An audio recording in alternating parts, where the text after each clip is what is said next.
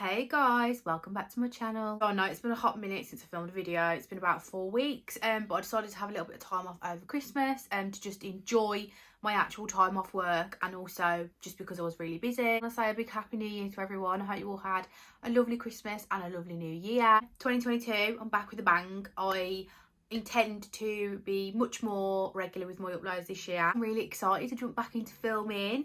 I feel a little bit rusty because I haven't filmed for like over a month, but hopefully that will subside as I continue to film this video. The next thing I just want to say is hello to any new followers.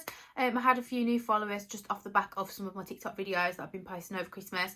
If you don't already follow me on TikTok, I highly recommend that you do. I'm a little bit more active over there. I am going to start doing a few more vloggy type videos and drive with me and start to just do kind of more relatable videos really, instead of constantly churning out videos that involve people buying things, because that's an additional cost to myself as well. And I have officially bought a house, so I'm now trying to be a little bit more careful with my spending. So my next couple of videos on my YouTube channel aren't going to be basically product related things. They're going to be more tips and tricks videos, and just general life videos. So if that sounds like something that you're interested in, stick around, hit the subscribe button, all that jazz. So for today's video, I am going to be doing a fine hair tips and tricks video. I've been very open on my channel about my hair type. Always had quite fine and thin hair. It's also very easily damaged, my hair, as it breaks really easily. I do tend to find these videos quite informative, and as someone who is part of the fine and thin hair crew,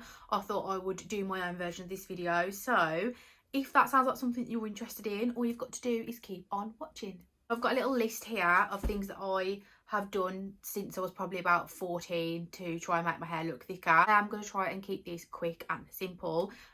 So the first tip that I have is just to have a very good hair care routine. Now, I don't want to go into too much detail on this because I have already got a lot of videos on my channel where I talk about my hair care routine and how I managed to get my hair into a good condition. Having good conditioned hair is the key when you've got fine and thin hair. In order to keep it looking nice and fresh, I do think having a really good hair care routine is really important. That means not using too much heat on your hair, using good quality shampoos and conditioners, good quality hair masks, and also not putting your hair in tight hairstyles such as the one that I'm currently wearing. Do as I say, not as I do. Using the right kind of oils on your hair, using microfiber towels and scalp massagers and silk pillowcases if you can stretch that far, maybe even silk bonnets to wear to bed. I've got lots of videos on my channel going into a lot of depth about hair care and how to keep your hair in good condition. I'll leave a link to a few of those videos in my description box if that is something you're interested in. My next tip is blow drying. Now, I know I've just said that using heat on your hair is something that you could probably do with avoiding if you've got fine hair. As long as you're using heat protection, your hair will be absolutely fine. So blow drying is really key to getting that volume in the hair. The best advice I've ever been given was from my hairdresser is to always blow dry your hair in the opposite direction of where you want it. A lot of people tend to throw their head upside down and blow dry upside down. I think that works really well, but it also does make your hair very knotty. I find it works much better just blowing the hair over to the opposite direction of the way I want it to fall, especially with the front parts of my hair. So if you want a lot of volume in the root, like if you've got like bangs or face framing pieces, I will always blow dry my hair this way over if I intend to have the hair this way. So try blow drying your hair into different directions to the way your hair is actually going to sit, and it does just give you that bit of extra lift at the root. And then my next tip to follow along with that is to use mousses. Now, mousses can be great to just put that extra bit of grit into the actual root of your hair to give it that nice lift and to help it hold that lift. You can get a lot of good mousses. You can get the spray ones now. I tend to use a got to be one, this bottle, but it's the mousse, not the hairspray. This is the hairspray, and it smells like strawberries. It's so nice. So I highly recommend using a good quality hair mousse. I will leave the one that I use in the description below. My next suggestion would be texture sprays or dry shampoos. If you have got fine or thin hair, dry shampoo and texture sprays are your best friend. They should be the one product that you use more than anything. They're relatively cheap. The only dry shampoo I ever use is the Batiste one. This is the tropical scent, but I don't really care about the scent. I tend to use any dry shampoo that like any Batiste Dry Shampoo really, but this is the key to getting volume in your hair if you have got fine hair. If you've not already tried dry shampoo, I highly recommend it. If you've got slightly darker hair as well, Batiste do coloured dry shampoos now, and you can also get clear dry shampoos, but the clear ones that I've tried I don't find are as good.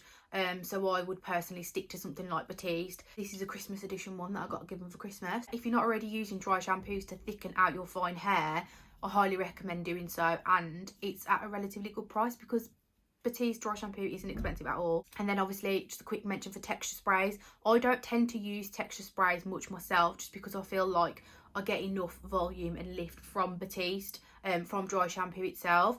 But there are some really good texture sprays on the market that do just add that bit of grit into your hair and can just make it look a little bit more like thicker, and thickening sprays. So I'll leave a link to a couple of those in the description box. The next suggestion is a little bit of a controversial suggestion, but as I said, as long as you're using heat protection, this shouldn't be an issue. That is curling your hair. Curling your hair can hide a multitude of sins. I've found since growing up that having my hair curly tends to make it look a lot thicker than it is. I think it's because it just adds that dimension, and obviously if you're curling from the root, it does give that extra little bit of lift. Personal preference for curls are large blow dry sort of looking curls, similar to some of the tutorials that I've done on my YouTube channel where I've showed you how I do it with my air wrap, is to always brush those curls out. Never leave them so that they're not wrinkly. Once you brush your curls out, it tends to poof your hair up a little bit and just give it that overall kind of voluminous look. So I'd highly recommend curling your hair if you've got time to do so, and brushing it out as well. Like day to day, obviously that's probably not something you're going to do, but if you've got the kind of hair that holds a curl for like quite a few days, then this is a really good tip, because I just find that curled hair does tend to look a lot thicker. My next suggestion is going to be using Olaplex products. Now, Olaplex products are definitely a luxury. They're not something that I would consider reasonably priced really, but for what you are getting, you are technically getting what you're paying for. Specifically mention Olaplex 3. Olaplex 3 will definitely help thicken your hair. I used Olaplex 3 religiously when I was trying to help grow my hair back, and I have to say, I think it was the main contributor to actually helping my hair get back to a healthy condition and helping to add that thickness back in. I also used it alongside the shampoo conditioner, which I really like as well, and they definitely help to keep the condition of your hair in a really good place. And that's, like I said in the start of the video, that's the most important step of having fine hair, is to keep it in good condition. My next suggestion would be haircuts and regular blunt haircuts. If you've got fine hair, you'll find that your ends go sparse very easily and very quickly after having your hair done. That happens to me probably normally 3 weeks after having my hair done. I find that it does get a little bit sparse unless I have it blunted out. When I have my hair blunted out at the ends, it just makes it look so much thicker. My boyfriend notices every time I have a blunt cut that my hair looks thicker. So if you haven't already tried having a blunt haircut, or just having it blunted off just to thicken it at the ends, I'd highly recommend doing so, because that makes the world of difference when you've got fine hair. I wouldn't recommend having like quite long hair either when you've got fine hair, because I tend to think it just looks a little bit rat-taily.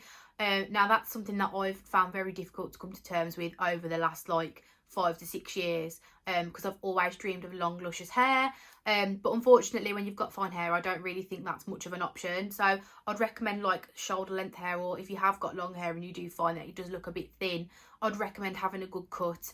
And once you've done it, once you've taken the plunge, there's absolutely no going back. I am obsessed with my mid-length short hair now. My next tip would be to avoid thick creams and oil. Now you see a lot of these hair care videos where they pile on olive oil and castor oil, thick hair masks and oil to put through the ends to smooth your hair out. Now admittedly, if you have got frizzy hair, that is something that can be difficult to avoid, so I would recommend using a really fine oil on the ends, like the Wella Reflections Oil. That's really fine and works really well on my hair.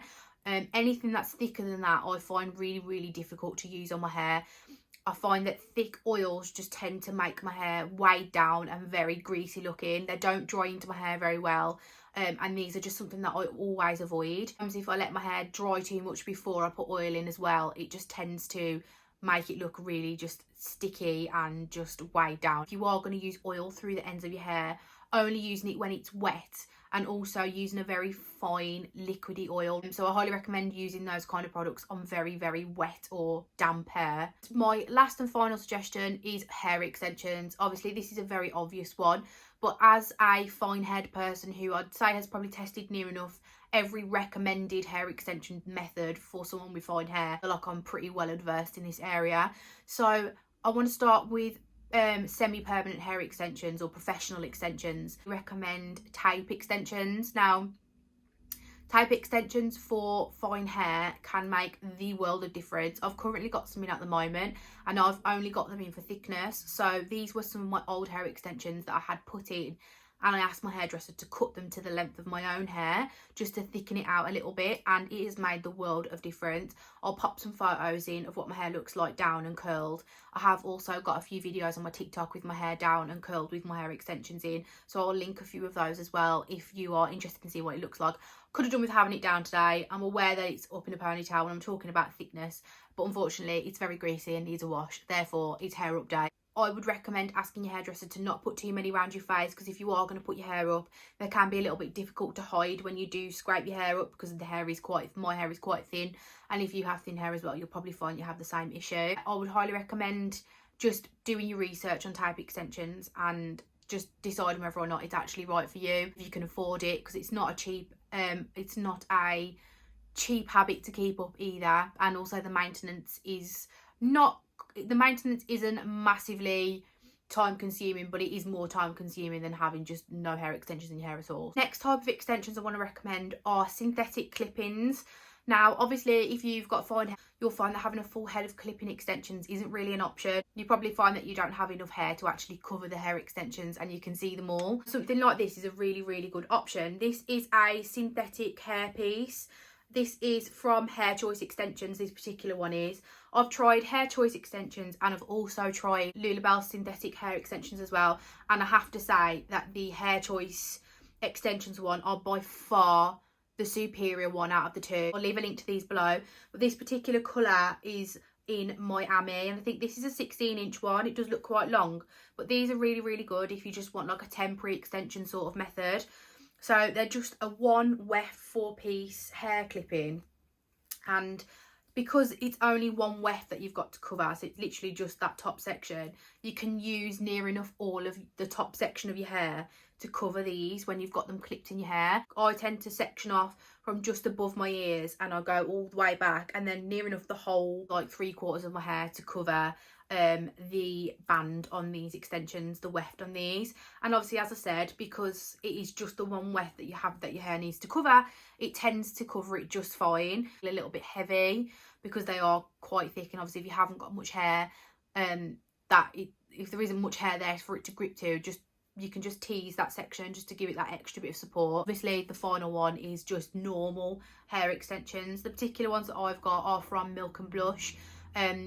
Personally, I think Beauty Works hair extensions are slightly better, but they are more expensive. So you've just got to decide whether or not you're more concerned about quality or quantity. But most hair extensions will do the same job.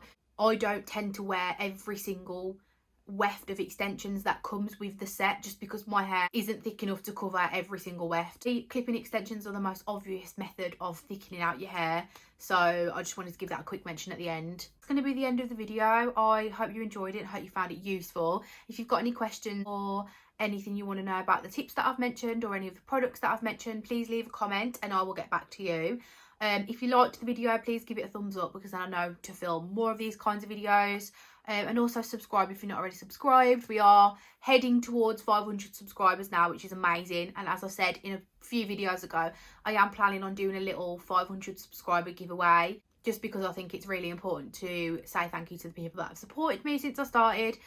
So yeah, that's something that I'm going to be doing. So if you're not already subscribed, please do consider subscribing, and I will see you in my next video. Thanks for watching. Bye guys.